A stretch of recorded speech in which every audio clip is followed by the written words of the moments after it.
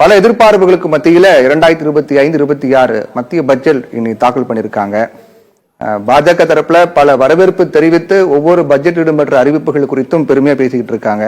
குறிப்பா இந்த வருமான வரி தொடர்பாக கொண்டு வரப்பட்ட மாற்றங்கள், அது குறித்த அறிவிப்பு என்பது எல்லாராலும் பாராட்டப்படக்கூடிய ஒன்றாக இருக்கு. இந்த பட்ஜெட் குறித்து உங்களுடைய முதற்கட்ட கருத்து என்ன மேடம்? ஒரு அட்டர் ஃபெயிலியரான ஒரு பட்ஜெட். 2024 பட்ஜெட் ஆந்திராக்கான பட்ஜெட், 2025க்கான பட்ஜெட் பீகாருக்கான பட்ஜெட். கிட்டத்தட்ட 7 மென்ஷனிங் அபவுட் பீகார். அடுத்த வருஷத்துக்கு வரப்போற பட்ஜெட் யூபியோட பட்ஜெட்டா இருக்கும். அதுக்கு அடுத்த வருஷம் 2027 வரக்கூடிய பட்ஜெட் குஜராத்தோட பட்ஜெட்டா இருக்கும். இது டோட்டலா பிஜேபியோட எலெக்ஷன் மேனிபெஸ்டோ. இது பட்ஜெட் ஆகவே நாங்கள் பார்க்கவில்லை, இது அவர்களுடைய எலெக்ஷன் மேனிபெஸ்டோவா தான் பாக்குறோம். ஒரு சென்ட்ரல் கவர்மெண்ட், ஒரு டெமோக்ராட்டிக்லி எலெக்டட் கவர்மெண்ட் இந்தியாவில் இருக்கக்கூடிய அத்தனை மாநிலங்களையும் ஒரு தாய் பிள்ளையா தான் பார்க்க வேண்டும், மாற்றான் தாயா பிள்ளையாக பார்க்க கூடாது. கர்நாடகா பத்தி மென்ஷனிங்கே இல்ல. இவர்கள் ஆளுகிற மாநிலத்துக்கு ஒரு விதமான பட்ஜெட், இவர்கள் ஆளாத மாநிலத்துக்கு ஒரு விதமான பட்ஜெட், இவர்கள் அலையன்ஸ்ல இருக்கக்கூடிய மாநிலங்களுக்கு ஒரு விதமான பட்ஜெட். நீங்க பாருங்க, இன்கம் 0 till 12 lakh, சரியா? அப்போ ஓல்டு ரெஜிம் கண்டினியூ ஆகும், நியூ ரெஜிம் இப்போ அதுக்கு மட்டும்தான் இது அப்ளிகபிள் ஆகும்.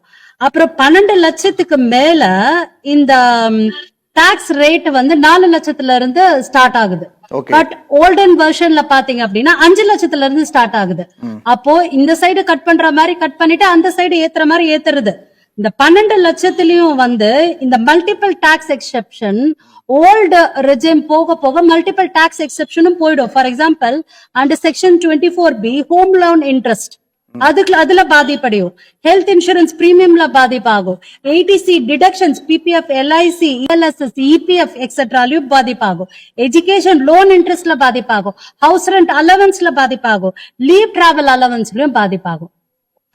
பொதுவா 12 லட்சம் ரூபாய் வேவரிங் அப்படின்னு சொல்லிட்டு மிடில் கிளாஸ் மக்களுக்கு கேக் வாக் மாதிரி அதை பிரதிபலிச்சு, இது அல்வா வாக்கு கூட கிடையாது. பட்ஜெட் டைம்ல ப்ரிப்பேர் பண்ணோம் இல்லையா, அது மாதிரி அல்வா வாக்கு கூட கிடையாது. அந்த அளவுக்கு ஹிடன் அஜெண்டா இருக்கு. போன வாட்டி 5 லட்சத்துல இருந்தது 2 லட்சத்துக்கு அப்புறமா 4 லட்சம் ஆக்குறீங்க. இந்த ஓல்டு ரெஜிம் போக போக இதெல்லாம் போக போகுது. அப்புறம் ஹவு டஸ் இட் சவுண்ட்? அதாவது ஒரு மிடில் கிளாஸ் மேனோட பாக்கெட்லயும் அப்பர் மிடில் கிளாஸ் மேனோட பாக்கெட்லயும் என்னைக்கு காசு இருக்கோ அப்பதான் நம்மளோட வணிகங்கள், எல்லா வகையில இருக்கக்கூடிய வணிகங்கள், சிறு தொழில் வணிகங்கள் எல்லாமே டெவலப் ஆக முடியும். ஒரு லே பர்சனா நீங்க அதை நோட் பண்ணுங்க. பட் இந்த சிறு தொழில் வணிகங்கள் டெவலப்பே ஆக முடியாத ஒரு சிச்சுவேஷன். இந்த நாட்டோட முதுகெலும்பான ஃபார்மர்ஸ் என்ன கேக்குறாங்க? கிரெடிட் ஃபெசிலிட்டியா கேக்குறாங்க. அவர்களுக்கு தேவை லோன் வேவர்.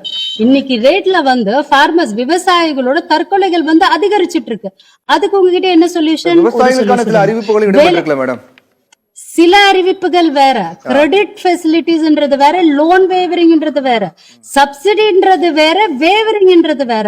சில அறிவிப்புகள் கிரெடிட் ஃபெசிலிட்டி டைப்ல தான் அறிவிக்கப்பட்டிருக்கே ஒழிய உண்மையாவே அவங்களுக்கு தேவையான எம்பிஎஃப்லாம் இருக்கானா இல்ல, உண்மையாவே தேவையான மண்ணேரேகால என்ன டெவலப்மெண்ட் கொண்டு வந்திருக்காங்கன்னா இல்ல.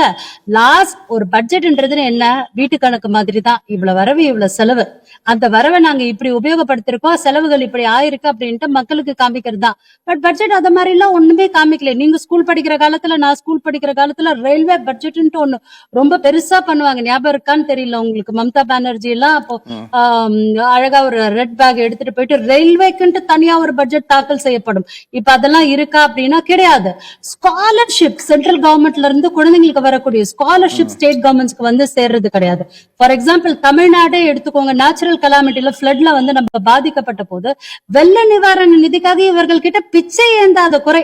டாக்ஸ் நம்ம கட்டுறோங்க. ஒரு $190 நீங்க ஐஸ்கிரீம் சாப்பிட்டீங்க அப்படின்னா 35 ரூபாய் டாக்ஸ் கட்டிட்டு வர்றீங்க. சும்மா ஒண்ணும் நம்ம இவங்க கிட்ட கேட்கல. தமிழ்நாட்டிலயும் நமக்கு அவ்வளவுதான் டாக்ஸ் விதிக்கப்படுது. இந்த சர்வீஸ் டாக்ஸ் அப்படிங்கிற ஒரு கிளாஸ், ஒரு ஹோட்டலுக்கு போனோம், அந்த சர்வீஸ் டாக்ஸ் அதுல போட்டாங்கன்னா நமக்கு அந்த ஹோட்டலோட சர்வீஸ் பிடிக்கலாம்னா நம்ம டாக்ஸே கட்ட வேண்டிய அவசியம் இல்ல. பட் இருந்தாலும் இவர்கள் நம்ம கிட்ட எல்லா டாக்ஸுமே வாங்கிப்பாங்க. நம்ம போலாம், நமக்கு சர்வீஸ் பிடிக்கலன்னா எனக்கு சர்வீஸ் பிடிக்கலப்பா அப்படின்ட்டு சர்வீஸ் டாக்ஸ் கட்ட வேண்டிய அவசியமே கிடையாது.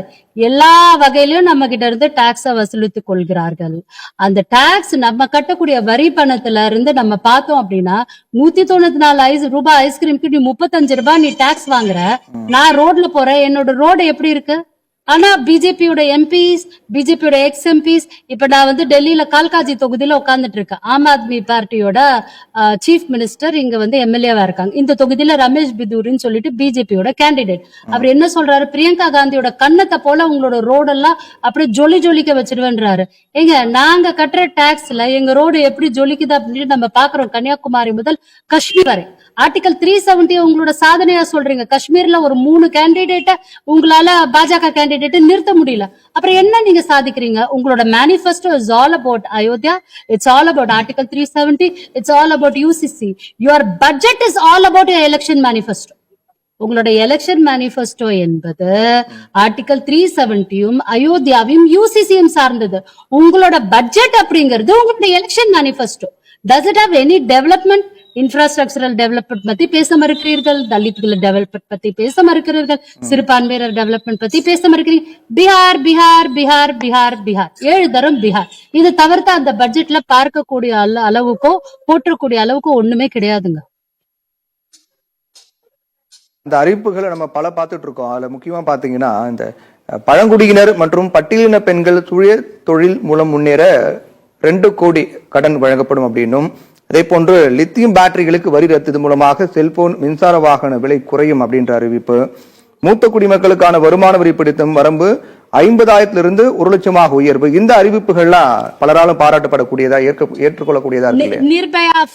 நிர்பயா ஃபண்ட்னு ஒரு ஃபண்ட் போன வருஷம் இவ்வளவு ஃபண்ட் அதுக்கு அலோகேட் பண்ணிட்டு எவ்வளவு ஃபண்ட் யூஸ் பண்ணாங்க, எவ்வளவு ஃபண்ட் திருப்பி கவர்மெண்ட்டுக்கு அனுப்பப்பட்டிருக்குன்ட்டு அவங்க வெள்ள அறிக்கை கொடுக்க ரெடியா? சும்மா எல்லாம் வாய் வார்த்தை.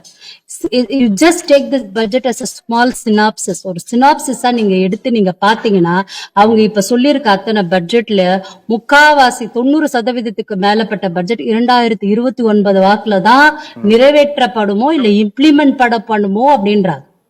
எதுவுமே பிஜேபி சொல்றது டைரக்ட் ப்ராமிசஸ் மக்களுக்கு கிடையவே கிடையாது. ஒரு கந்து வட்டிக்கார எப்படி நம்மளோட பாக்கெட்ல இருந்து நமக்கே தெரியாம காசை எடுப்பாங்களோ அந்த மாதிரிதான் இன்னைக்கு இருக்கக்கூடிய விலைவாசி உயர்வு. இந்த மத்திய அரசு நம்ம எல்லாரையும் மாற்றாந்தை மனப்பாங்கோட இவர்கள் நம்மள வந்து நடத்தி கொண்டிருக்கிறார்களுடைய இது ஒரு மக்களுக்கான அரசும் கிடையாது, இது மக்களுக்கான ஒரு பட்ஜெட்டும் கிடையாது. இது ஷேர் மார்க்கெட்ல நீ போடு காசை, வந்தா உனக்கு வரலனா எனக்கு அப்படிங்கிறது கூட கிடையாது. போங்க அரசு, ஒன்லி ஃபார் எலெக்ஷன் அரசு. 11 வருஷம் ஆகி கூட இவங்க ஆட்சியில உட்கார்ந்து கூட நேரு இந்திரா காந்தி எப்ப பார்த்தாலும் பழி சொல்ற அரசு, காந்திய பழிக்கிற அரசு. இது மக்களுக்கான அரசு கிடையாது. இவர்களுடைய பட்ஜெட்டை ஒட்டுமொத்தமாக பாஜகவோட பீகாரோட எலெக்ஷன் மேனிபெஸ்டோவா தான் பார்க்க முடிகிறது.